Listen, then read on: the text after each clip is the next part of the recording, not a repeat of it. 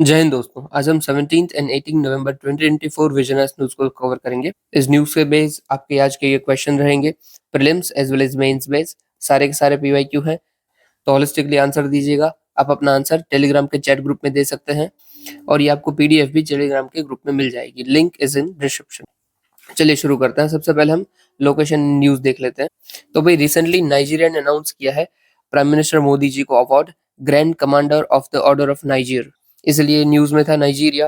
अभी नाइजीरिया कहाँ पे पड़ता है? तो अफ्रीका की वेस्टर्न एज पे पड़ता है। इसके इंपॉर्टेंट फीचर्स क्या क्या है? तो भाई यहाँ पे एक फेमस लोलैंड पड़ता है, सोकोतो प्लेन्स। फिर चैड बेसिन है। यहाँ पे चैड बेसिन किस लिए? क्योंकि यहाँ पे लेक चैड है। बाकी ये जो प्लेट्यू और माउंटेन दे रखे हैं नहीं याद रखने की जरूरत है, क्योंकि याद आपको रहेंगे नहीं। और ये अफ्रीका कॉन्टिनेंट के अंदर largest oil and gas producers है। और दूसरा क्या रखने की बात है, ये अफ्रीका की मोस्ट पॉपुलस कंट्री है। और वही अफ्रीका की दूसरी अगर हम देखें तो सबसे बड़ी कंट्री कौन सी है? तो अल्जेरिया। यहाँ पे बस मैं लिख रहा हूँ, ठीक है, अल्जेरिया। और हाँ, जैसे नाइजीरिया ने अभी अभी पीएम मोदी जी को अवार्ड दिया है, ठीक है, इससे पहले रिसेंटली ना डोमिनिका ने अवार्ड दिया था। रिसेंटली की बात है। अब ये मुझे कमेंट में बताइए डोमिनिका पड़ता कहाँ पे है? ओके, अभी हम नीचे देख लेते हैं। ये लेक चैड कहाँ है, कैसे है? तो ये मैप में देख लो, यहाँ पे ये है लेक चैड। तो ये किस किस के साथ बॉर्डर बनाती है? तो जैसा इसका नाम है, ये एक तो चैड के साथ बॉर्डर बनाती है। फिर न्यूज में है नाइजीरिया, तो नाइजीरिया के साथ बनाती है। फिर दूसरा नाइजीरिया का भाई नाइजर के साथ बनाती है। और एक और कंट्री कैमरून के साथ भी बनाती है, ठीक है। दूसरी अफ्रीका की इंपॉर्टेंट लेक कौन कौन सी है? तो लेक ताना, अल्बर्ट, तुर्काना, विक्टोरिया, तंगनीका, न्यासा।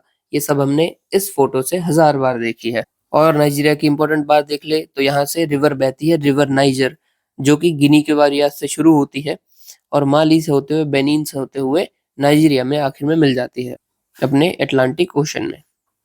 ओके, इतना काफी है नाइजीरिया के रिलेटेड सब चीजें। देख लीजिएगा एक और बार। और हाँ, इसके बॉर्डरिंग कंट्रीज भी देख लेना, ताकि दूसरी बार कोई न्यूज में हो तो आपको पता रहे, ठीक है। देख लीजिए कौन कौन सी है। तो नाइजर, चैड, कैमरून, ये तो इन तो वही हो गई जो चैड के साथ बॉर्डर बनाई थी, चैड लेक के साथ। और दो बढ़ गई, बेनिन और गल्फ ऑफ गिनी। अभी गल्फ ऑफ गिनी तो कहाँ कंट्री, हटाइए। फिर भाई न्यूज में था कि डीआरडीओ ने रिसेंटली सक्सेसफुली फायर्ड की है इंडिया की first long range hypersonic missile. ध्यान दीजिएगा, लॉन्ग रेंज हाइपरसोनिक मिसाइल कहाँ पे फायर की? तो एपीजे अब्दुल कलाम जो आइलैंड है ओडिशा कोस्ट पे, वहां से फायरिंग की है। इससे पहले सिर्फ यूएस, रशिया, चाइना ही थे जिनके पास ये टेक्नोलॉजी थी। अभी के लिए हमारे पास भी है। देखो अभी मिसाइल न्यूज में ना, तो पूरा हम ए टू जी मिसाइल का देख लेते हैं। थोड़ा सा लंबा हो जाएगा बट पूरा देखेंगे। चलिए, मिसाइल। सबसे पहले भाई मिसाइल के टाइप कौन कौन से होते हैं? तो भाई ये शॉर्ट रेंज हो सकती है, मतलब कि 100 किलोमीटर जितनी ही उसकी रेंज हो, ये कीमी है। फिर मीडियम रेंज है जिसकी 1000 किलोमीटर तक की रेंज है। फिर इंटरमीडिएट रेंज है जिसकी 5500 तक की हो सकती है। और फिर आती है इंटर कॉन्टिनेंटल रेंज, जिसकी 5.5 से भी ज्यादा रेंज हो सकती है। तो भाई रेंज के मुताबिक आपको जो भी टाइप्स होती है वो देख लिए। फिर होते हैं उसके टारगेट और टेक ऑफ की टाइप्स। तो भाई सरफेस से निकल के, अगर सरफेस को टारगेट किया जा रहा है ऐसे कि जमीन से निकल कर जमीन पे टारगेट है, तो सरफेस टू सरफेस मिसाइल हो जाएगी, सरफेस टू सरफेस मिसाइल। फिर सरफेस से एयर में टारगेट किया जा रहा है, मतलब कोई प्लेन उड़ रहा है उसको डायरेक्ट आपको जमीन से उड़ा देना है, तो सरफेस टू एयर मिसाइल हो जाएगी, सरफेस टू एयर मिसाइल। फिर दूसरी होती है एयर मिसाइल, मतलब जिसको हवा से छोड़ा जा रहा है, मतलब प्लेन के अंदर रख दिया और फिर छोड़ा गया, तो प्लेन से प्लेन जा सकता है, मतलब एयर टू एयर जा सकती है मिसाइल। और फिर एयर टू सरफेस भी जा सकती है। और दूसरी पर्टिकुलर मिशन के लिए भी होती है, जैसे कि anti tank missile, anti ship missile, anti satellite missile. Okay, तो ये सब टाइप हो गई। अब सबसे इंपॉर्टेंट टाइप होती है उसकी टाइप की ट्रेजेक्ट्री, उसके फ्लाइट का पैथ। उसमें देखो यूजुअली दो टाइप हो सकती है, या तो वो क्रूज मिसाइल है या फिर वो बैलिस्टिक मिसाइल है। ये देख लीजिए नीचे जो पिक्चर है ना, उससे इजी हो जाएगा। क्रूज मिसाइल कौन सी है? जो जमीन से लग के उड़ रही है, वो क्रूज मिसाइल हो गई। और बैलिस्टिक मिसाइल मतलब जो एकदम पैराबोला जैसा शेप बना रही है, मतलब उसको रॉकेट से छोड़ा जाएगा, एकदम ऊपर जाएगी और फिर धीरे धीरे धीरे आती हुई पैराबोला टाइप में नीचे अपने टारगेट को हिट कर देगी। दोनों का हम एग्जाम्पल ले लें, इंडिया के कंटेक्स में ही हम एग्जाम्पल ले रहे हैं। जो बैलिस्टिक मिसाइल है ना, वो है हमारी अग्नि 5। आप दूसरे भी अग्नि ले सकते हो, अग्नि मिसाइल। और क्रूज मिसाइल का हम देखें तो क्रूज मिसाइल है हमारी ब्रह्मोस, फेमस मिसाइल का ही मैं एग्जांपल दिया हूँ। अभी दूसरे जो फ़र्क है वो हम कॉमन सेंस से देखेंगे। ये देखो बैलिस्टिक मिसाइल तो रॉकेट पावर्ड है इसलिए इतनी ऊपर गई थी, जबकि ये जेट इंजन से पावर है, क्रूज़ मिसाइल जेट इंजन होता है जिसके अंदर। ये लो अल्टीट्यूड में है क्रूज़ मिसाइल, जबकि वो वाली है वो बैलिस्टिक ट्रैजेक्टरी फॉलो करती है। क्रूज़ मिसाइल शॉर्ट रेंज के लिए होती है। यस, ब्रह्मोस ही देख लीजिए, ब्रह्मोस 500 किमी तक की जाती है और एक्सटेंडेड वर्ज़न ब्रह्मोस का ले लिया तो ज़्यादा से ज़्यादा 750 हज़ार तक पहुँच जाएगी। जबकि अग्नि 5 5,500 से भी ज़्यादा जाती है और उसका एक्सटेंडेड वर्ज़न देखें तो 8,000 तक भी जा सकता है। तो वही जो बैलिस्टिक मिसाइल होती है उसकी रेंज लॉन्ग होती है। फिर इसमें कॉम्बिनेशन जीपीएस जो काउंटर मैचिंग सब कुछ होता है और ये जबकि इनर्शियल गाइडेंस के ऊपर प्रोवाइड करती है। समटाइम्स जीपीएस हो सकता है इसके अंदर। मतलब अभी इसी वक़्त छोड़ दिया और उसके ऊपर ये बेस्ड होती है। इसके अंदर यूजुअली छोटे वॉरहेड्स होते हैं, मतलब छोटे बॉम्ब होंगे, यहाँ पे लार्जर पेलोड्स होते हैं। ये हार्डर टू डिटेक्ट है क्योंकि ज़मीन से लग के निकलती है और जो रडार होता है वो यूजुअली क्या करता है, ऐसे आसमान में ही देखता होता है, ज़मीन के बाजू में क्या चल रहा है उसको पता नहीं चलता है इतना ईज़िली। इसलिए क्रूज़ मिसाइल जो है ना उसको डिटेक्ट करना हार्ड होता है। वो जितनी ज़मीन से लग के ब बहेगी उतना उसको डिटेक्ट करना हार्ड है। इसीलिए सारी कंट्रीज़ यही चाहती है जो उसकी क्रूज़ मिसाइल हो ना, वो जितना कम हो सके उतना ज़मीन से लग के जाए। जबकि ये बैलिस्टिक मिसाइल होती है वो डिटेक्ट तो हो जाती है, बट वो इतनी तेज़ आती है ना कि उसको आप टैकल नहीं कर पाते हो, ठीक है? एग्ज़ाम्पल यहाँ पे भी दिए हुए हैं ब्रह्मोस और अग्नि और पृथ्वी। ओके, डन है। अभी एक और छोटा-सा टाइप हम देख लेते हैं जी, क्रूज़ मिसाइल में हमने देखा ना कि जेट इंजन से चलती है, तो जेट इंजन्स में भी टाइप होते हैं। पुराना मतलब पहले का हम देख ले तो टर्बोजेट चलता था। अभी देखो जेट इंजन में क्या होता है, आप प्लेन देखोगे राइट? प्लेन के बाजू में ऐसे जो बड़े-बड़े गोल होते हैं ना, यहाँ पे पंखा होता है और जो घूमते होते हैं, वो होता है उसके इंजन्स। बस अभी उसी को दिमाग में रख के चलिएगा, ठीक है? अभी उसमें हो सकती है टाइप्स, जैसे कि सबसे पहला टर्बोजेट हो सकता है। टर्बोजेट में क्या है, देखो ये जो पंखा है जो आप देख रहे हो, अभी ये पंखा ना अपने आजू-बाजू की जो भी हवा होगा ना उसको अपने अंदर खींचेगा। अपने अंदर खींच रहा है, एकदम प्रेशर में खींच रहा है और जब हवा देखो ऐसे छोटा-छोटा दबती जा रही है, ठीक है? जितनी हवा ज़्यादा दबेगी, उतनी वो स्पीड में आएगी और फिर यहाँ पहुँचेगी। यहाँ क्या है, तो यहाँ कंबशन प्रोसेस है, यहाँ ऑलरेडी आग चल रही है और हवा यहाँ पे एकदम तेज़ी में आती है, आग चल ही रही है, तो क्या होगा, वो हवा भी जल जाएगी और जल के क्या करेगी, यहाँ से पीछे से निकलेगी। That's it. यानी इन शॉर्ट किया क्या हमने, एटमॉस्फेयर में जो भी ऑलरेडी हवा अवेलेबल थी, वो ऑक्सीजन समझ लीजिए या दूसरे गैसेस समझ लीजिए, उसको हमने इंजन के अंदर सक कर लिया और इंजन के अंदर आग ऑलरेडी चालू थी और उसी आग में ये भी जल गई। तो ये क्या काम कर दी, ये फ्यूल का काम कर दी और ये आगे ज़्यादा आपको एनर्जी दे दिया। डन? तो ये होता है टर्बोजेट। अभी इसी का आप एडवांस वर्ज़न ले लें, तो ये होता है रैमजेट इंजन। रैमजेट ना आपका सुपरसोनिक इंजन हो सकता है। सुपरसोनिक, सबसोनिक में फ़र्क क्या है? हल्का-सा यहाँ पे मैं बता देता हूँ, आपको पता चल जाएगा। 1 सेकंड। तो भाई, हमारी जो साउंड जिस स्पीड में जाती है ना, उसको हम बोलते हैं मैक। मतलब जितनी स्पीड में हमारी साउंड जा रही है, वो है मैक की स्पीड, उसको मैक बोलते हैं, ठीक है? कि साउंड की स्पीड मैक में हम मेज़र करते हैं। तो साउंड की स्पीड को हम क्या बोलेंगे?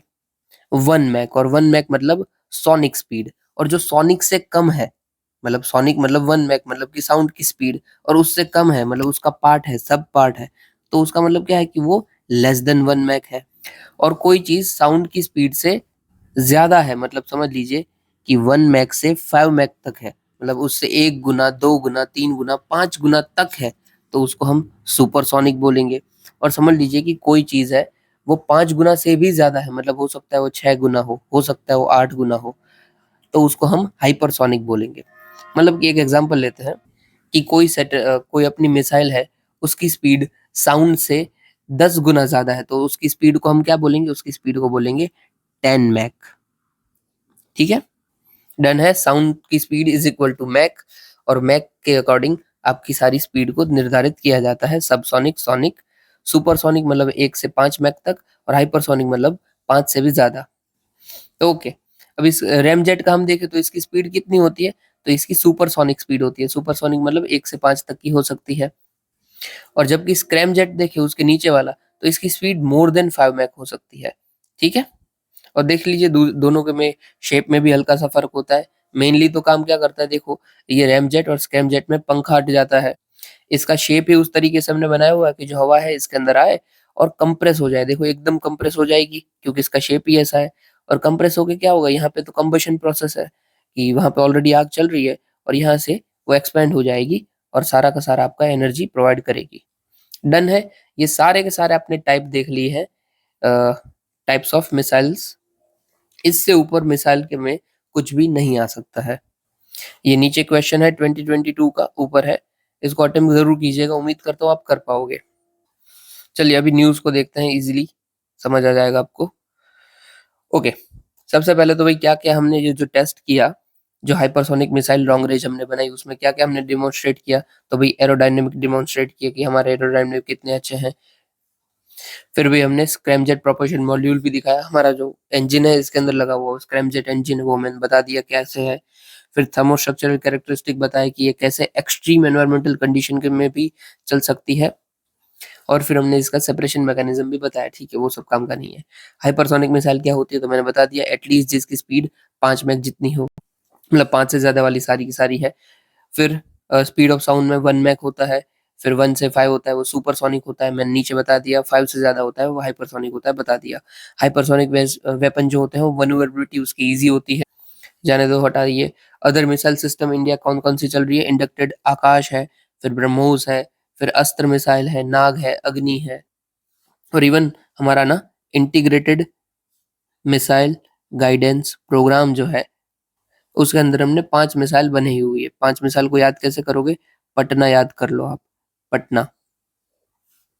पटना से आपका क्या हो जाएगा, सबसे पहला पृथ्वी, फिर अग्नि, फिर त्रिशूल, फिर N for Nag and A for Akash. Done है, इंटीग्रेटेड मिसाइल गाइडेंस प्रोग्राम। या फिर मैं उल्टा बोल रहा हूँ, या फिर वो है इंटीग्रेटेड गाइडेड मिसाइल प्रोग्राम, दो में से एक है। अभी डीआरडीओ के बारे में देख ले तो डिफेंस रिसर्च डेवलपमेंट ऑर्गेनाइजेशन 1958 में एस्टेब्लिश हुआ था। मिनिस्ट्री ऑफ डिफेंस के अंदर काम करता है। डीआरडीओ के अंदर 41 जितनी लेबोरेटरीज है जो कि aeronautics, electronics, combat vehicle, missile etcetera में काम करती है। डन है। अभी नीचे जो छोटी न्यूज है उसको देख लेते हैं। इंडियन ओशन डाइपोल बहुत ही जरूरी है, देख लीजिए नीचे हम समझेंगे। ये फोटो देखिए आप इंडियन ओशन डाइपोल की, ये आपको इंडियन ओशन दिख रहा है, ठीक है, पेन बदल लेते हैं। ये इंडियन ओशन है पूरा का पूरा, ठीक है। अब यहाँ से समझना, पॉजिटिव इंडियन ओशन डाइपोल उसका मतलब क्या है कि इंडियन ओशन में अफ्रीकन जो कोस्ट है वो कंपेरेटिवली थोड़ी वार्म हो, और जो ऑस्ट्रेलियन वाली कोस्ट है वो कंपेरेटिवली थोड़ी कोल्ड हो। तो इसको हम बोलेंगे पॉजिटिव इंडियन ओशन डाइपोल। देखो वार्म और कोल्ड होती है उससे फर्क क्या पड़ेगा, ये वार्म है लेफ्ट अफ्रीकन वाला एरिया, यहाँ उसका मतलब क्या है कि यहाँ पे प्रेसिपिटेशन ज्यादा होगा, क्योंकि डेफिनेटली अगर कोई जगह ज्यादा गर्म है तो उधर ज्यादा बादल बनेंगे, ज्यादा बादल बनेंगे तो बारिश ज्यादा होगी, दैट्स इट।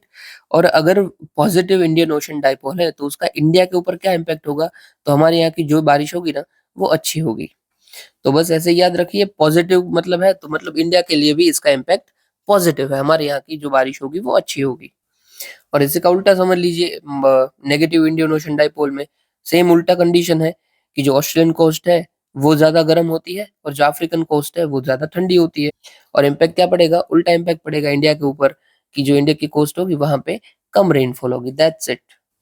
फर्क तो आपको दोनों को पता चल गया, राइट, कि कौन सी बाजू गर्म होती है कौन सी ठंडी होती है। आपको बस यही याद रखना है, रट्टा मार लो कुछ भी करो, बस इतना याद होना चाहिए। इसको ना दूसरे भी नाम है बहुत सारे, जैसे कि मेलन जूलियन ऑसिलेशन, और ये सेम का मतलब दोनों में से कुछ भी पूछा जा सकता है। और ये फिनोमेनन किससे मिलता जुलता है, तो ये मिलता जुलता है एनसो से। एनसो मतलब El Nino southern oscillation, El Nino. अब ये एनसो में क्या होता है, El Nino southern oscillation, L ENSO में क्या होता है, जो हमारी पैसिफिक कोस्ट है ना, ये अपना साउथ अमेरिका और नॉर्थ अमेरिका समझ लीजिए, ये जो हमारा पैसिफिक ओशन में उसका सेम फिनोमेनन ले लीजिए। इसमें क्या हो रहा है, ये साउथ अमेरिका के यहाँ पे गर्म होता है और यहाँ पे ठंडा होता है, या फिर उसका रिवर्स होता है, ठीक है। आप मुझे कमेंट में बता देना कि एल नीनो में कौन सी कोस्ट पे गर्म पानी रहता है और कौन सी पे ठंडा रहता है, दैट्स इट। दो चीजें होती है, एक एल नीनो होता है और दूसरा ला नीना होता है। आप दोनों में मुझे कमेंट सेक्शन में बताओगे किसमें क्या होता है। होता पैसिफिक ओशन में है, मैंने ये बता दिया बस। और इसी के जैसा दूसरा क्या है, तो हमारा है Indian ocean dipole, same mechanism काम करता है, इसीलिए इसको इंडियन नीनो भी बोला जाता है, इंडियन नीनो। ओके, या फिर इसका दूसरा भी नाम है इंडियन एनसो भी बोला जाता है, इंडियन एनसो। बट ठीक है, इतना नाम काफी है, मेन आपको चीज पता होनी चाहिए। उम्मीद करता हूँ समझ आ गया होगा, ठीक है। इससे ऊपर ऑलरेडी यूपीएससी ने क्वेश्चन पूछा हुआ है, ये देख लीजिए 2017 में पूछा था। ओके, फिर भाई इसको देख लेते हैं। रिसेंटली आरबीआई ने इशू किया है internal risk assessment guidance for money laundering and terrorist financing risk. सबसे पहले मनी लॉन्ड्रिंग वो सब आपको पता है, हमने कल परसों भी इसकी बात की थी। क्या क्या गाइडलाइंस इशू की है, तो सबसे पहले जो इंक्रीज इंसिडेंसेस है वो बताया है अपनी रिपोर्ट में, इसको आपको कोट कर लेना है, आपको काम आएगा। कि भाई जो फ्रॉड है ना वो जंप कर दी है 13,000 से लेकर बढ़ के 36,000 तक। फिर भाई United nation office of drug and crime ने बताया कि जो हमारी जीडीपी लॉस हो रही है ना इसकी वजह से, वो ऑलमोस्ट 800 बिलियन टू 2 ट्रिलियन जितनी है, ग्लोबल जीडीपी की बात चल रही है। अब सोचिए इतना बड़ा नुकसान सिर्फ मनी लॉन्ड्रिंग से हो रहा है। मनी लॉन्ड्रिंग मतलब अपने ब्लैक मनी को व्हाइट में ट्रांसफर कर देना, दैट्स इट। रिस्क क्या क्या जुड़े हुए हैं फाइनेंशियल सिस्टम में मनी लॉन्ड्रिंग और टेरर फाइनेंसिंग की वजह से?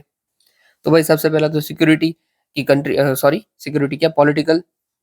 तो ये भाई कंट्री को वीक करता है, उसकी स्टेबिलिटी पे इम्पैक्ट करता है। फिर सिक्योरिटी हमारे इंटरनल एक्सटर्नल टेररिस्ट, ये सब में ये पैसा जा सकता है। जैसे कि टेरर फाइनेंसिंग हो रही है, आप सोचिए ISIL, Islamic State of Iraq and Lebanon, या फिर अल कायदा, या फिर लश्कर ए तैयबा, इन जैसी और जो ऑर्गेनाइजेशंस है उनको अगर पैसा मिल जाता है तो वो क्या करेंगे, हमारे ऊपर ही अटैक करेंगे।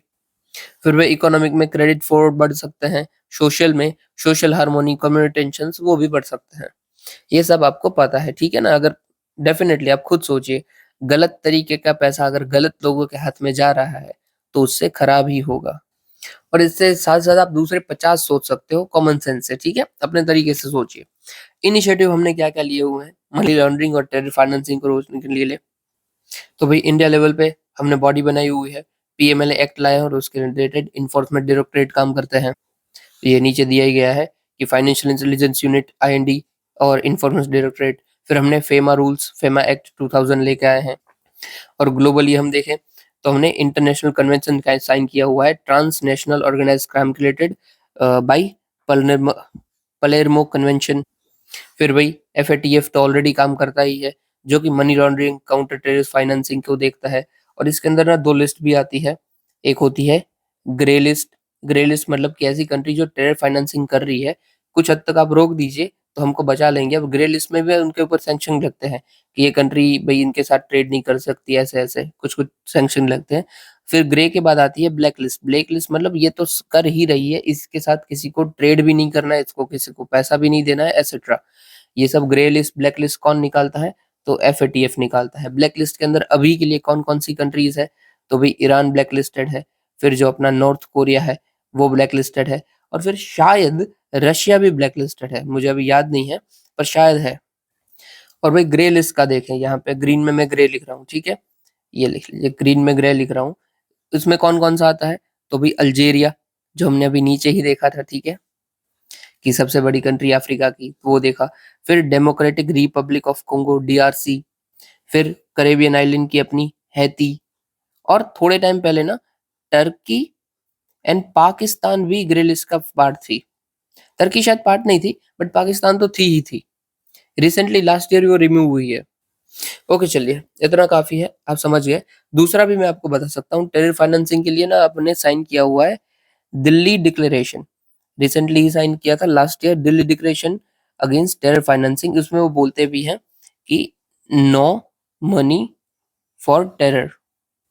फिर और हमने क्या किया है, तो भाई एनजीओ के लिए जो गाइडलाइंस होती है उसको हमने स्ट्रिक्ट किया है कि एनजीओ को कैसे पैसा मिल सकता है। एनजीओ गाइड लिख देता हूँ सिर्फ मैं, ठीक है। इसका तो आपने मूवी भी देखा ना सूर्यवंशी की, कैसे वो एनजीओ चलाते हैं और उसको टेरर फाइनेंसिंग मिल रही होती है, वैसे आप लिंकेज कीजिए। इतना काफी है, चलिए बहुत हो गया। और हाँ, जो रिस्क है ना उसको आपको खुद सोचना है, मैं आपके ऊपर छोड़ रहा हूँ जबरदस्ती कि और अपने दिमाग को थोड़ा घिसिए और सोचिए कि और क्या क्या हो सकता है। चलिए अभी ऊपर की न्यूज देखते हैं कि स्विस फिजिसिस्ट है, उन्होंने क्रिएट किया है फर्स्ट फुल्ली मैकेनिकल क्यूबिट। सबसे पहले क्यूबिट क्या होता है, तो जितने भी हमारे भाई कंप्यूटर होते हैं ना वो बिट्स के ऊपर काम करते हैं। बिट्स भाई क्या होता है, तो कोडिंग लैंग्वेज होती है ना, 0 1 वो बिट होता है। इसको हम बिट बोलते हैं, ठीक है। ये अपनी बाइनरी लैंग्वेज होती है। 8 बिट जब मिल जाते हैं ना, 8 बिट मिल जाए तो वो बनता है बाइट। फिर बाइट को आप और आगे लेके जाओ तब वो बनता है आपका केबी। ये आपने सुना ही होगा, सॉरी केम नहीं, केबी। फिर केबी को आप बढ़ाइए तो एमबी बनेगा, एमबी को बढ़ाइए तो जीबी बनेगा, जीबी को बढ़ाइए तो टीबी बनेगा। ये सब आपने देखा हुआ है, ठीक है। डायरेक्टली मैं आपको सिर्फ बता देता ना कि बिट क्या होता है तो आपको कनेक्ट नहीं होता, बट अभी आपको कनेक्ट होगा, ठीक है ना। एमबी केबी को आप छोटा छोटा करते जाइए, आखिर में जिधर आप पहुंचोगे वो होगा आपका बिट। तो भाई ये जो बिट वाली बात है ये सब है, यो हमारा काम करता है जनरल कंप्यूटर में, जो हम नॉर्मल कंप्यूटर की बात करते हैं, ठीक है।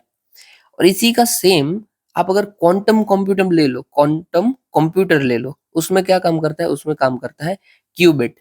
देखो बिट तो यहाँ पे था ही था, ठीक है। सिर्फ हमने क्वांटम कंप्यूटर लिया, तो बस उस क्वांटम कंप्यूटर का आगे का 2 वर्ड ले लीजिए क्यू यू, तो आपका बन जाएगा क्यूबिट। तो बस जो क्वांटम कंप्यूटर किसके ऊपर काम करते हैं, तो क्यूबिट के ऊपर काम करते हैं। और ये क्वेश्चन 2022 में पूछा गया था, बहुत इजी क्वेश्चन था, आ ही सकता था, ठीक है। तो क्वांटम कंप्यूटर किसके ऊपर काम करेंगे, तो क्यूबिट के ऊपर काम करेंगे, ओके। ये हाईली सेंसिटिव होते हैं और उसमें चांसेस भी होते हैं कि उसमें एरर हो पाए।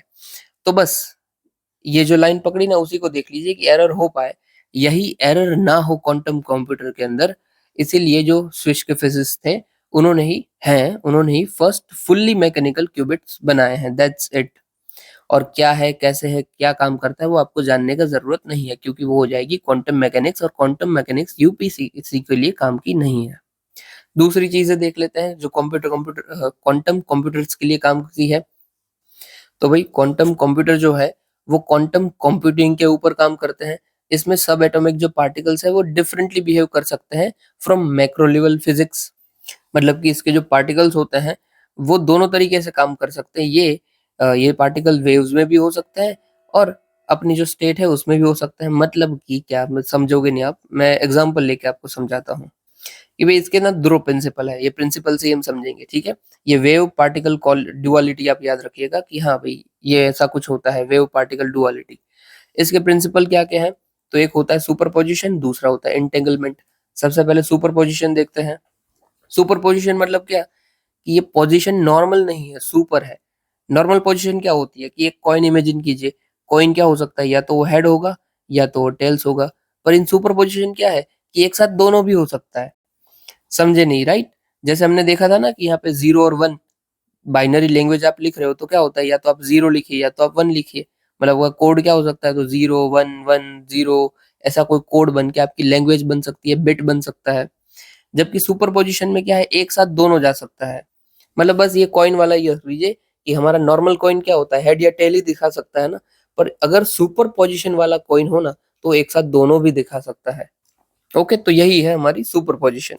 अभी इंटेंगलमेंट क्या है, तो इंटेंगलमेंट मतलब देखो नाम से इंटेंगल मतलब जुड़े हुए हैं उस तरीके से कि ये एक दूसरे के साथ इस तरीके से जुड़े हुए हैं कि एक का स्टेट ऑफ मैटर दूसरे के स्टेट को अफेक्ट करता है। मतलब कि ऐसा समझ लीजिए कि एक जोड़ी है, अगर एक को आपने थप्पड़ मारा ना तो दूसरे पे उसका इफेक्ट पड़ेगा। या फिर ऐसे भी समझ लीजिए कि कॉइन की बाजू है, एक बाजू अगर हेड है तो आपको पता ही चल जाएगा कि हाँ भाई दूसरी बाजू टेल्स ही होगा। तो ये है इंटेंगलमेंट, ठीक है। या फिर एक और तरीके से ऐसा भी समझ लीजिए कि ये जुड़वा मूवी वाले जो दो कैरेक्टर हैं कि एक में जो इफेक्ट होगा वो इफेक्ट दूसरे में होगा। ठीक है, कि एक को थप्पड़ मारा तो दूसरा का भी हाथ ऑटोमेटिकली चलेगा। गॉट इट, आप समझ गए सुपर पोजिशन और इंटेंगलमेंट क्या होता है। अभी ना ये वेव पार्टिकल डुअलिटी हो सकती है, मतलब कि ये हो सकता है कि क्रिएट भी कर सके एक ही टाइम पे और एक ही टाइम पे डिस्ट्रक्ट भी कर सके। इसका एग्जांपल मैं आपको देता हूँ। समझ लीजिए आप ईयरबड्स लगाते हो, राइट। अभी अभी कोई कोई ईयरबड्स होते हैं ना, वो आते हैं एएनसी वाले। एएनसी मतलब एक्टिव नॉइज कैंसिलेशन। कभी सोचा है ये नॉइज कैंसल होती कैसे है, मतलब ये आपने अगर ईयरबड लगाया ना तो आजू बाजू कोई नॉइज आ रही है ना, तो वो नॉइज आपके कानों के अंदर नहीं पहुंच पाएगी। अब ये काम कैसे करता है एएनसी, तो उसके अंदर ये कुछ डुअलिटी वाला प्रिंसिपल लग रहा है। मतलब आपको एग्जांपल दे रहा हूं मैं, हाँ। तो देखो क्या होता है कि जो अपनी साउंड वेव्स है वो नॉर्मली ऐसे बह रही होती है, ओके। और यही एयरवेव समझ लीजिए कि कोई दूसरी वेव्स आ रही है उसके साथ टकरा जाए तो क्या होगा, दोनों उधर ही खत्म हो जाएगी, राइट। तो इनफैक्ट इधर ही हुआ क्या कि एक तो क्रिएट हुई वेव्स और दूसरी दूसरे किसी के साथ टकराने से डिस्ट्रक्ट भी हो गई। तो दोनों चीज एक साथ हो गई ना, वेव पार्टिकल डुअलिटी। डन है। तो यही है अपना क्वांटम मैकेनिक्स, इस तरीके से कुछ काम करता है। नहीं समझ आया तो कोई जरूरत नहीं है, रट्टा मार लीजिए, क्योंकि आपको उधर कुछ इतना पूछा जाने वाला है नहीं। बस हाँ, समझ लेना है कि सुपर पोजिशन मतलब ऐसी पोजीशन जो एक साथ 1 और 0 दोनों को रिप्रेजेंट कर पाए, और इंटेंगलमेंट मतलब ऐसा इंटेंगलमेंट कि एक की आपको अगर स्टेट पता चल जाए तो दूसरे का स्टेट आपको ऑटोमेटिकली पता चल जाएगा। ओके। अभी भाई क्वांटम कंप्यूटिंग को लेकर इंडिया ने क्या क्या इनिशिएटिव लिए हैं, तो हमने नेशनल कंप्यूटर मिशन बनाया है, क्वांटम मिशन बनाया है, फिर quantum enable science and technology quest हमने बनाई है, जिससे हम इसके अंदर कैपेबिलिटीज को इनहेंस करते हैं। फिर मीटी का क्वांटम कंप्यूटिंग एप्लीकेशन लैब है, quantum computer simulator tool kit, और फिर एट लास्ट हमने quantum backed green hydrogen production technology भी बनाई है बाय बीएचयू वाराणसी।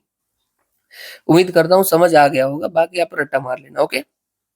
क्योंकि डे टू डे लाइफ में आपको क्वांटम कंप्यूटिंग देखने को मिलता नहीं है, क्योंकि देखने को नहीं मिलता है तो आपका समझना भी बहुत हार्ड है। चलिए आगे देखते हैं। New research reveals that microplastic in atmosphere could affecting a weather and climate. अभी देखो, ये जो प्लास्टिक होता है ना, वो हर तरीके से मुश्किल करते ही हैं। वैसे ही यहाँ पे कुछ माइक्रोप्लास्टिक है जो कि आइस न्यूक्लिएटिंग पार्टिकल्स बन रहे हैं। आइस न्यूक्लिएटिंग पार्टिकल्स मतलब, देखो वर्ड को अलग अलग तरीके से तोड़ दो तुरंत समझ आएगा। न्यूक्लिएटिंग मतलब कि कोई न्यूक्लियस बना रहा है, ऐसे पार्टिकल्स हैं। और यहाँ पे न्यूक्लियस में हम किसकी बात कर रहे हैं, तो आइस की बात कर रहे हैं। यस, तो ये ऐसे पार्टिकल्स हैं जो आइस क्रिस्टल्स का फॉर्मेशन करते हैं इन क्लाउड्स। ठीक है, मतलब कि जो आइस को बना रहे हैं, जो पार्टिकल्स आइस को बना रहे हैं क्लाउड्स के अंदर, वही है हमारे आइस न्यूक्लिएटिंग पार्टिकल्स। और ये यहाँ पे कौन से हैं, तो माइक्रो प्लास्टिक्स हैं। तो आप बोलोगे ये तो अच्छी बात होगी, नहीं ये बुरी बात हो गई। क्योंकि अगर प्लास्टिक से खुद आइस बनने लगेंगे, प्रेसिपिटेशन बारिश आने लगेगी, तो उससे होगा क्या, हमारी वेदर पैटर्न्स बिगड़ जाएंगे। ठीक है, जो प्रेसिपिटेशन की पैटर्न है वो पूरी की पूरी बिगड़ जाएगी। हो सकता है कहीं पे अगर ज्यादा ये पार्टिकल्स इकट्ठे हो गए तो वहां पे ज्यादा बारिश हो गया, और फिर जहाँ पे बारिश पहुंचनी थी वहां तक पहुंच ही ना पाए। एग्जाम्पल लेते हैं, समझ लीजिए इंडिया है, यहाँ पे ज्यादा पार्टिकल्स इकट्ठे हो गए, ये बादल जो यहाँ पे था वो आगे जाके बहन यूपी तक पहुंच के बहने वाला था। बट यहाँ पे अगर माइक्रोप्लास्टिक ज्यादा हो गए तो कंडेंसेशन ज्यादा बढ़ गया, और फिर हुआ क्या, ये ओडिशा की कोस्ट पे ही पानी बह गया। तो जो प्रेसिपिटेशन पैटर्न है ना, वो चेंज हो जाती है। अभी ये प्रेसिपिटेशन कैसे चेंज होता है यार, ये तो वैसे पता होगा बट फिर भी बता देता हूँ। जनरली आपको पता है ना, गैस होता है, गैस को आप ज्यादा अगर ठंडा करोगे तो क्या होगा, पानी में बदलेगा। दैट्स इट, बादल के अंदर वही होता है, कंडेंसेशन न्यूक्लियाई होता है, और एरोसोल्स के साथ मिलकर वो जो पानी होता है वो भारी होता जाता है, और भारी एकदम होगा तब जाके उसमें बारिश पड़ जाएगी। ये आपका जियोग्राफी का पार्ट है, मैं यहाँ पे नहीं बता रहा हूँ क्योंकि वीडियो बड़ा हो जाएगा, और ऑलरेडी हमने मिसाइल और दूसरा सब कवर किया है, तो इसको कवर करना लॉजिकली सेंस बनती नहीं है। तो वही अगेन पैटर्न बदल जाएगी, फिर ग्लोबल वार्मिंग हो जाएगी। यस, क्योंकि भाई किसी क्लाउड के अंदर कितना पानी है, आइस है, वही तो डिसाइड करती है कि ज्यादा जो हमारा एटमॉस्फेयर है वो कूल रहेगा या वार्म रहेगा। फिर अदर इम्पैक्ट में हम देखें तो weather forecasting, climate modelling, aviation safety, उधर सब में भी हमें इम्पैक्ट पड़ सकता है। ओके, इनिशिएटिव हमने क्या क्या लिए हैं माइक्रोप्लास्टिक को कम करने के लिए, सबसे पहले इंडिया का देख लेते हैं।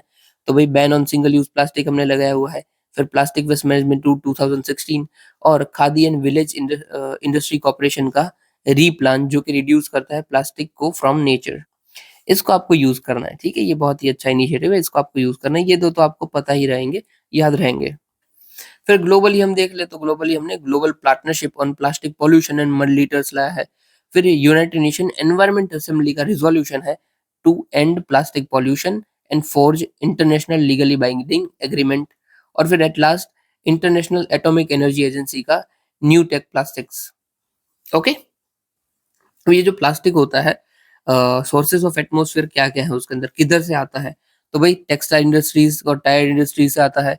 फिर आप कंप्लीट इंसिनरेशन ना हो प्लास्टिक वेस्ट का तो भी आ सकता है। फिर पर्सनल जो केयर के प्रोडक्ट्स होते हैं वहां से आता है, और at last city dust, roads, वहां से भी ये प्लास्टिक्स आता है। ओके, आपको बस अभी देखो ये न्यूज़ को कब यूज़ कहाँ पे कर पाओगे, तो अगर कोई क्लाइमेट रिलेटेड क्वेश्चन आता है या फिर एटमॉस्फेयर, एयर क्वालिटी, कुछ भी वो क्वेश्चन आता है ना, तो उधर आप यूज़ कर सकते हो कि कैसे माइक्रोप्लास्टिक से आइस न्यूक्लिएटिंग पार्टिकल्स बनते हैं, और ये सब चीज़ें हो सकती है। ये सब चीज़ें ना आपके आंसर को दूसरों के आंसर से अलग बनाती है, और कुछ फ़र्क नहीं पड़ता। और हाँ, अलग बनाती है तो आपको ज़्यादा मार्क्स मिलेंगे, दैट्स इट। फिर भाई यूएनईपी की जो ऑर्गेनाइजेशन है, IMEO international methane emission observatory, इनकी रिसेंटली रिपोर्ट आई है मीथेन को लेकर, बस वही न्यूज में था। अब ये जो रिपोर्ट आई है वो किसका डेटा यूज करते हुए आई है, तो वो आई है मार्स का डेटा यूज करते हुए। मार्स मतलब ये सैटेलाइट का नाम है, मीथेन अलर्ट रिस्पॉन्स सिस्टम। इसका यूज करते हुए वो देखते हैं कि कौन से एरिया में कितना मीथेन है, दैट्स इट। मैंने इस रिपोर्ट में क्या क्या चीजें बताई है, कि मीथेन किधर कितना है, बस वही देखना है, राइट, क्योंकि मार्स का यूज हम कर रहे हैं। अभी देखो मीथेन हम क्यों जरूरी है, क्यों हम इसको देख रहे हैं, सबसे पहले मीथेन को देख लेते हैं। तो ये मेजर ग्रीन हाउस गैस है, ये 86 टाइम्स ज्यादा पोटेंट है देन CO2। अभी देखो कोई कोई जगह ना ये 25 टाइम्स लिखा हुआ होता है, तो कंफ्यूज मत होना, आपको जो लिखना है आप लिख सकते हो। मैं पर्सनली 25 वाला याद रखता हूँ। फिर दूसरा हम आगे देखें, तो ये शॉर्ट लिव्ड क्लाइमेट पॉल्यूटेंट है, क्यों, क्योंकि ये 12 साल के अंदर खत्म हो जाता है एटमॉस्फेयर में, मतलब एक बार गया तो 12 साल तक जिएगा फिर मर जाएगा, मतलब फिर कहीं ना कहीं ये डाइल्यूट हो जाएगा। और भाई ये प्रीकर्सर एक्ट करता है फॉर ट्रोपोस्फेरिक ओजोन, और ये ट्रोपोस्फेरिक ओजोन होता है वो खराब होता है, ठीक है। ओजोन अपने दो टाइप के होते हैं, एक तो जो आसमान के अंदर है, और दूसरा जो जमीन के यहाँ पे है। जो जमीन के यहाँ पे है वो खराब है, और जो आसमान में है वो अच्छा है। और वह मीथेन के सोर्सेस क्या है, मतलब वो कहाँ से आ रहा है, तो वही ज्यादा 60% जितना ह्यूमन एक्टिविटीज से आता है, जैसे कि एग्रीकल्चर, फॉसिल फ्यूल और वेस्ट। ओके, अभी रिपोर्ट्स के बारे में देख लेते हैं क्या क्या रिपोर्ट है। सबसे पहले तो जिस स्पीड से हम मीथेन का एमिशन कर रहे हैं ना, तो उससे ग्लोबल वार्मिंग बढ़ेगी ही बढ़ेगी। रफली 1/3 ऑफ प्लैनेट्स करंट वार्मिंग जो भी है वो मीथेन की वजह से आ रही है। फिर आगे emission from oil and gas sector, UNEP ने बताया, oil and gas methane partnership ने, कि ये जो सेक्टर है अपना वो सिर्फ 42% जितना ग्लोबल प्रोडक्शन को कवर करता है। कुछ जरूरत नहीं है आपको याद रखने का, हाईलाइट भी हटा देता हूँ, हटाओ। फिर आगे इमिशन स्टील सप्लाई चेन से भी होता है, 1/10 of energy sector methane emission का ये है भाई।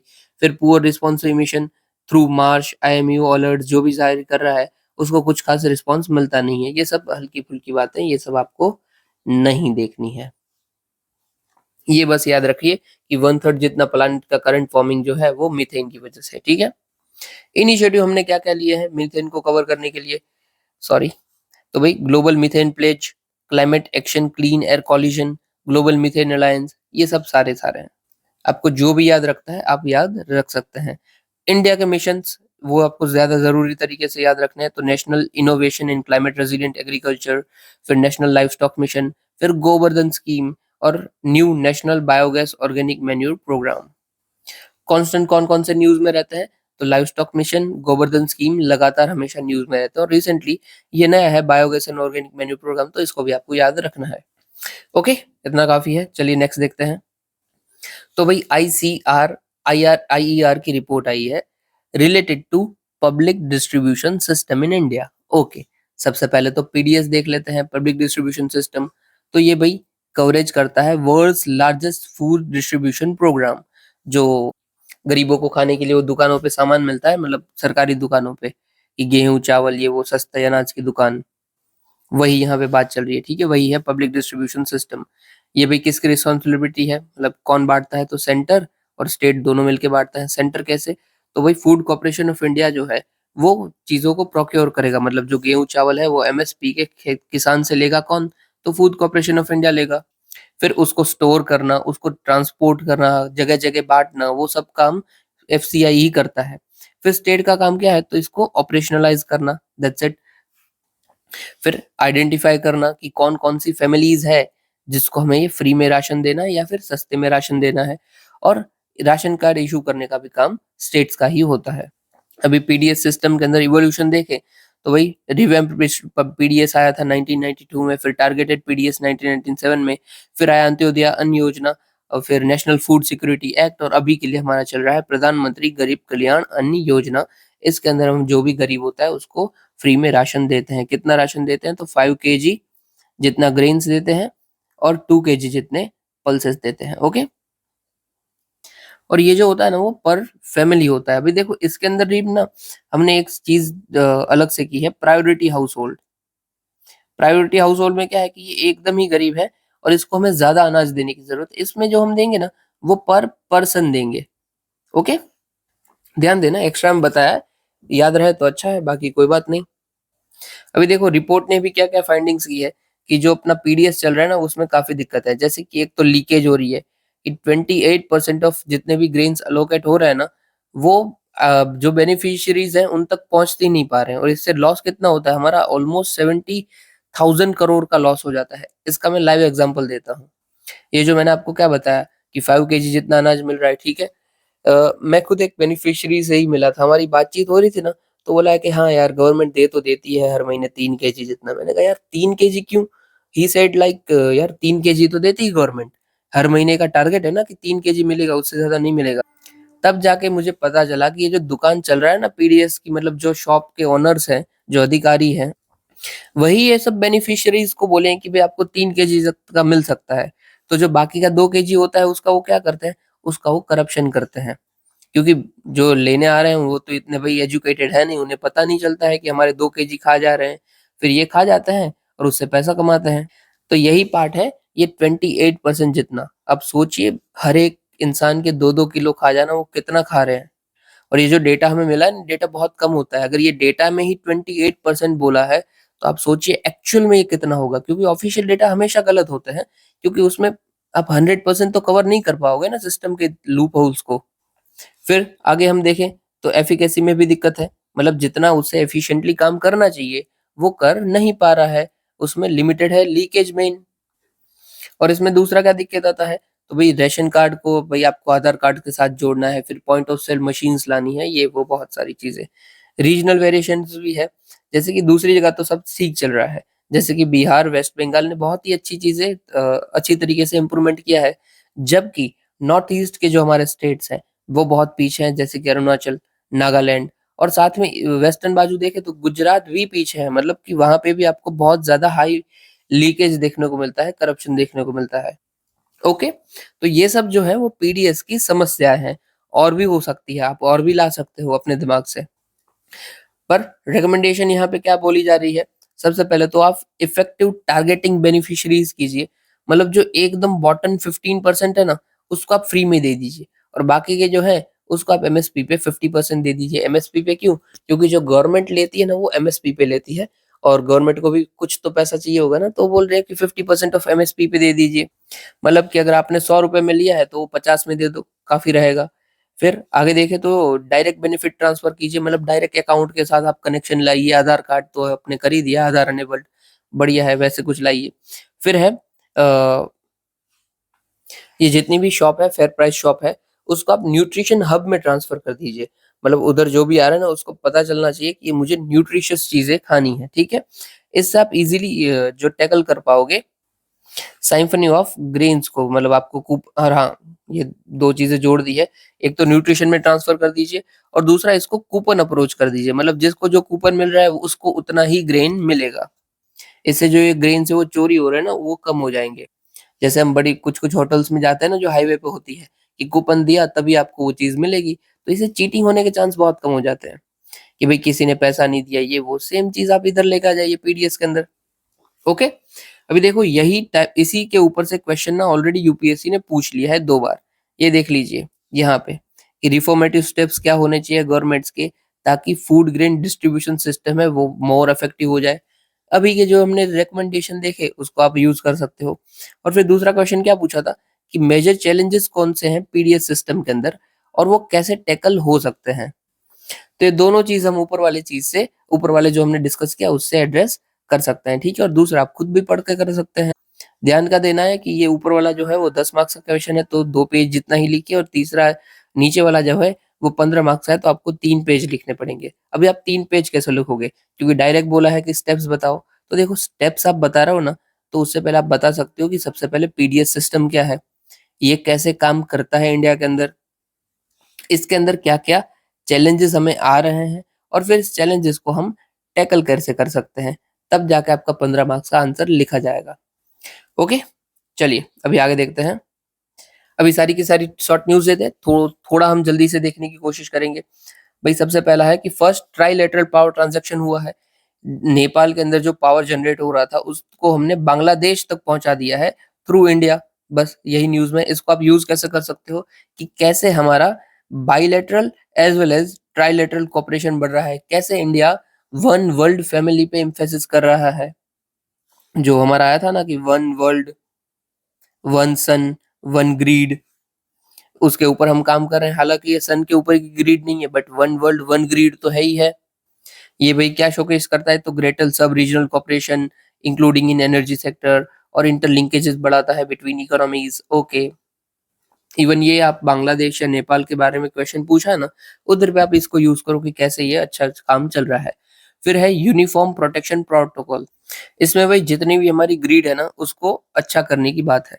समझ लीजिए कि जो इलेक्ट्रिक ग्रिड होती है, ये 10 खंभे है, यहाँ पे 10 स्टेशन बनाए हुए हैं, कुछ भी आप समझो। एक मशीन अगर खराब हो जाती है तो पूरा सप्लाई चेन है उसमें दिक्कत आएगी ना। बस इसी को एड्रेस हमें करना है यहाँ पे कि कोऑर्डिनेशन लाना है प्रोटेक्शन सिस्टम के अंदर, प्रोटेक्ट करना है हमारे सारे इक्विपमेंट को, ताकि कोई एक चीज के खराब होने की वजह से पूरी चीज हमारी खराब ना हो। ओके, इसलिए हम बोल रहे हैं कि यूनिफॉर्म प्रोटेक्शन, कि सबका प्रोटेक्शन करना है। और इससे हमारा फायदा क्या होगा, जो हमारा गोल है ना कि 450 गीगावाट रिन्यूएबल एनर्जी को नेशनल ग्रिड के अंदर जोड़ना बाय 2030, उसमें हमें फायदा मिलेगा। वरना क्या है, हम रिपेयर ही करते रह जाएंगे और हमारी ग्रिड ही सही नहीं रहेंगी, तो इसको हम कहाँ से कैसे हासिल करेंगे, नहीं कर पाएंगे। ठीक है, आपको ये किधर काम आएगा, तो आई डोंट थिंक सो किधर भी काम आएगा। चलिए, ये बहुत काम आएगा। चलिए आगे देखते हैं। आयुष्मान वय वंदन योजना, तो जैसे आयुष्मान भारत जन आरोग्य योजना है ना, जो आपको फ्री में 5 लाख तक का ये बीमा देती है, सेम उसी के जैसा है। ये सीनियर सिटीजन्स के लिए है और ये भी आपको जो हेल्थ केयर की जो आपको नुक्स एक्सपेंडिचर्स होता है ना, उसको ये कवर करते हैं। न्यूज़ में क्यों था, तो रिसेंटली इसके अंदर जैसे ही हमने ये लॉन्च किया है, 3 वीक हुए हैं, 10 लाख जिसने बेनिफिशियरीज ने एनरोल करवा दिया है और इसमें भी 4 लाख जितनी वुमन है, तो बहुत अच्छी बात है। और ये जो वयवंदन योजना है ना, ये पार्ट ही है पीएम जय का, जन आरोग्य योजना का। ओके, मैंने इसका दोनों का फोकस क्या है, तो भाई यूनिवर्सल हेल्थ कवरेज को एक्सेस करना, दैट्स इट। याद रखिएगा आप, वयवंदन योजना हेल्थ केयर से रिलेटेड है, हेल्थ केयर के पैसों से रिलेटेड है और स्पेशली किन के लिए है, तो सीनियर सिटीजन्स के लिए है। ओके, फिर देखो इसको थोड़ा-सा आपको समझना है पॉलिनेटर्स को। ओके, देख लीजिए। सबसे पहले पॉलिनेशन क्या होता है, ये मैं नीचे आपको समझा देता हूँ। तो देखो, जो प्लांट्स होते हैं, फूल होते हैं ना, उसके मेल प्लांट्स अपने जो पॉलन होते हैं, वो रिलीज़ कर देते हैं, उनके फूल के ऊपर पड़े हुए होते हैं, ठीक है? अभी समझ लीजिए कि ये आई मधुमक्खी उड़ती-उड़ती और यहाँ पे बैठी और फिर उड़ी। पर ये बैठी ना, उस वक़्त उनके पैरों में जो पॉलन थे ना, वो चिपक गए थे, फूल के पॉलन चिपक गए थे, मेल ने जो प्रोड्यूस किए थे। फिर वो जाके दूसरे किसी और फूल पे बैठी और ये एक फीमेल है, तो फीमेल का और मेल का जो पॉलन होता है वो जुड़ जाएगा और इसी से प्लांट का रिप्रोडक्शन होगा। ओके? तो मतलब मधुमक्खी या जो तितली थी वो आई, उनके पैरों में उनका पॉलन चिपक गया, फिर वो दूसरे फूल के ऊपर गई, वहाँ पे उसका पॉलन गिर गया मतलब जो भी पैरों में चिपका हुआ था और इसी के थ्रू हो गया पॉलिनेशन, ठीक है? पॉलिनेशन। इसी पॉलिनेशन की प्रोसेस के थ्रू जो प्लांट्स होते हैं ना, वो ब्रीड करते हैं और कोई प्रोसेस नहीं होती है। और ये जो पॉलिनेशन करवा रहे हैं वो कौन है? तो भाई पॉलिनेटर है, दैट्स इट। अभी इसी के में न्यूज़ हमारी थी, देख लीजिए क्या था, पॉलिनेटर। तो भाई पॉलिनेटर्स कौन हो सकते हैं? तो हनी बीज़, बटरफ्लाई, बर्ड्स, कुछ भी हो सकता है। ये एक पॉलन को ये एक प्लांट के पोलन को दूसरे प्लांट तक पहुँचा देते हैं और इसी के चलते अपना रिप्रोडक्टिव सिस्टम चलता रहता है फ्लावरिंग प्लांट्स का, ठीक है। दुनिया में जितने भी फ्लावरिंग प्लांट्स हैं, उसके 3/4 जितने फ्लावरिंग प्लांट्स का इसी सिस्टम के थ्रू पॉलिनेशन होता है और इवन 35% जितना फूड क्रॉप्स का भी इसी के थ्रू पॉलिनेशन होता है। ओके, अभी मैं न्यूज़ में क्या था, तो न्यूज़ में था ये जो पॉलिनेटर्स हो रहे हैं ना, वो भी ना बहुत सारे पैथोजेंस को अपने साथ घुमाते हैं। पैथोजेंस मतलब जो बीमारी फैला रहे हैं ना, वैसे पैथोजेंस, वायरस हो सकता है, बैक्टीरिया हो सकता है, एटसेट्रा। अभी कुछ हनी बीज होती है जिसको पाला जाता है, ठीक है, हनी के लिए कायदे से पालते हैं। अभी ऐसी हनी बीज और कोई वाइल्ड पॉलिनेटर मतलब कि कोई जंगली हनी बीज है या सब कुछ भी है, वो अगर एक दूसरे के साथ मिलते हैं, मतलब कि एक दूसरे के साथ इंटेंगल होते हैं या फिर उसके जो अपने जो पॉलन है वो ट्रांसफर होते हैं, मतलब कि समझ लीजिए कि ये 2 फूल का हम एग्जांपल लेते हैं, ठीक है। अभी इस फूल में कोई वाइल्ड पॉलिनेटर मतलब जंगली मधुमक्खी आ जाती है और यहाँ पे बैठती है और फिर यहाँ पे बैठती है। अभी इसमें पॉलन यहाँ पे छोड़ दिया है और कुछ अपने जो पैथोजेंस थे उनके पैरों में लगे हुए कुछ भी, वो भी इस फूल पे छोड़ दिया। अभी समझ लीजिए इसी फूल के ऊपर ये जो पाली हुई हनी बी है वो आ रही है और बैठती है। तो जो पैथोजेंस थे, जो बीमारी वाले पैथोजेंस थे, जो वाइल्ड पॉलिनेटर ने छोड़े थे, वो अभी इस हनी बी को भी लग गए, ठीक है, पाली हुई को। तो बस इसी के थ्रू पैथोजन ट्रांसफर होते हैं।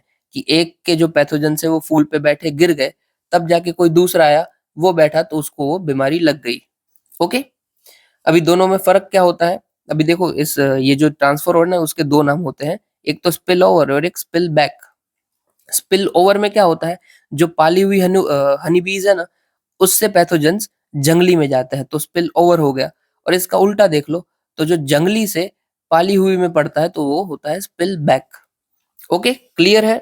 स्पिल ओवर पाली हुई से जंगली में, स्पिल बैक जंगली से पाली हुई में, दैट्स इट। फिर भी आगे हमारा है APOBEC फैमिली, एपोबैक फैमिली। अभी ये जो एपोबैक फैमिली में ना, ये एक एंजाइम है, हमारी बॉडी के अंदर होता है। इस एंजाइम का काम क्या है कि आरएनए या फिर डीएनए के साथ जुड़कर कुछ चीज़ें एबिलिटी को फॉर्म करना। अभी क्या फॉर्म होता है वो मैं आपको समझा देता हूँ, कि समझ एक एग्जांपल से समझते हैं, ठीक है? कि मेरे पास एक डीएनए की जो कोडिंग वाली बुक है, रेसिपी बुक की जो हम एग्जांपल लेते हैं वही लिखते हैं, कि एक रेसिपी बुक है जिसके अंदर डीएनए कैसे बनता है वैसी कुछ प्रोसेस लिखी गई है, रेसिपी लिखी गई है।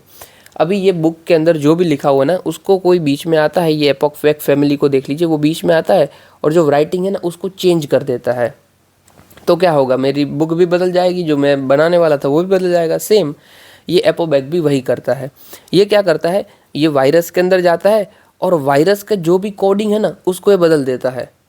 तो इससे होगा क्या कि समझ लीजिए कि मुझको कोई वायरस अटैक करने वाला था, और वायरस मेरी बॉडी में जाके क्या करता है, अपना जो कोडिंग होता है उसको बढ़ाता है और फिर अपने आप को एक्सपेंड करता रहता है, ठीक है? 1 से 2, 2 से 3 वायरस होते जाएंगे। अब ये एपोबैक क्या करता है कि ये वायरस के अंदर ही घुस जाएगा और उसका जो भी डीएनए का कोडिंग था ना उसको चेंज कर देगा। मतलब उसकी कोडिंग चेंज हुई, मतलब तो वायरस ही चेंज हो गया, और वायरस चेंज हुआ तो मैं सेफ हूँ, दैट्स इट। ये इसी तरीके से हमारी बॉडी में अपने आप को बचा लेते हैं, मतलब हमको बचा लेते हैं। ओके, तो ये तो वैसे अच्छे हुए ना अपनी बॉडी के लिए, यस ये अच्छे हुए। बट दिक्कत क्या होती है कि ये जो बाइंड हो रहा है ना डीएनए के साथ और कोडिंग बना रहे हैं, कोडिंग को बदल दे रहे हैं, और इस कोडिंग को बदलने में गलती से उन्होंने कुछ उल्टा सुल्टा बदल दिया, तो क्या होगा, हो सकता है कि हमें कैंसर भी हो जाए, क्योंकि वो तो सिर्फ बदल रहे हैं ना, अभी कौन सा बदलना वो उन्हें नहीं पता है। तो ये एपोबैक फैमिली के जो स्ट्रेन होते हैं, एंजाइम होते हैं, तो वैसे तो अच्छे हैं, बट पॉसिबिलिटी है कि हमारी बॉडी के अंदर बुरा भी ये कर दे। और वैसा ही कुछ न्यूज़ में भी था कि जो ह्यूमन टू ह्यूमन ट्रांसमिशन हो रहा है ना, ये एमपॉक्स वायरस का, उसमें एपोबैक से की हुई म्यूटेशन जिम्मेदार है। एपोबैक से कैसे म्यूटेशन हुई होगी, सेम आरएनए के साथ वो जुड़े होंगे और फिर कोडिंग को चेंज किया, और तो आरएनए जो है वो म्यूटेट हो गया, चेंज हो गया, दैट्स इट। ओके, चलिए आगे बढ़ते हैं। लेक करीबा, तो भाई ड्रॉट आया है इस एरियाज़ के अंदर, और जो लेक करीबा है वो रिकॉर्ड लॉज के पद तक पहुंच गई है, मतलब कि एकदम मतलब एकदम सूखी हुई है, उसका रिकॉर्ड हो गया है। लेक करीबा कहाँ पे पड़ती है वो देख लेते हैं, ऊपर ही हमने देखा है, फिर से देखते हैं। यहाँ पे पड़ती है लेक करीबा, ठीक है? ये हमने 50 बार देखा है, एक बार फिर हमने लोकेशन देख ली है। आजू बाजू की उसकी कंट्रीज़ कौन कौन सी है भाई? तो भाई जाम्बेज़ी रिवर के रिवर पे बेसिन पे, और ये जाम्बिया और जिम्बाब्वे के बीच में पड़ती है, और ये वर्ल्ड्स की लार्जेस्ट आर्टिफिशियल लेक और रिजर्वॉर है बाय वॉल्यूम। और ये जाम्बिया और जिम्बाब्वे के अंदर डैम प्रोवाइड करने की भी फैसिलिटीज़ को प्रोवाइड करती है। ओके, आपको इसको यूज़ कैसे करना है तो लिख सकते हैं आप अपने अब आंसर में कि लेक करीबा कैसे सूख रही है, ठीक है? रिकॉर्ड लॉस तक पहुंच रही है। फिर है बैक्टीरियल कंप्यूटर। तो भाई देखो, कलकत्ता के जो रिसेंटली रिसर्चर्स हैं, साइंटिस्ट हैं, उन्होंने एक ब्रेक थ्रू हासिल किया है बैक्टीरिया को इंजीनियर्ड करके। अब ये जो बैक्टीरिया को इंजीनियर किया है ना, वो बैक्टो न्यूरल की तरह काम करेगा। न्यूरॉन क्या होता है, हमारा जो भी दिमाग सेट कर रहा है, ठीक है, न्यूरोलॉजी, उसको हम न्यूरॉन बोलते हैं। और ये है बैक्टीरिया, मतलब बैक्टीरिया खुद दिमाग का यूज़ करेगा और उसको क्या काम करना है ना उसको देखेगा। मतलब कि इधर क्या है कि हम बैक्टीरिया के अंदर दिमाग डाल रहे हैं, बैक्टीरिया को अंदर फंक्शन डाल रहे हैं कि बेटा तुझे बॉडी में जाके ये काम करना है, दैट्स इट।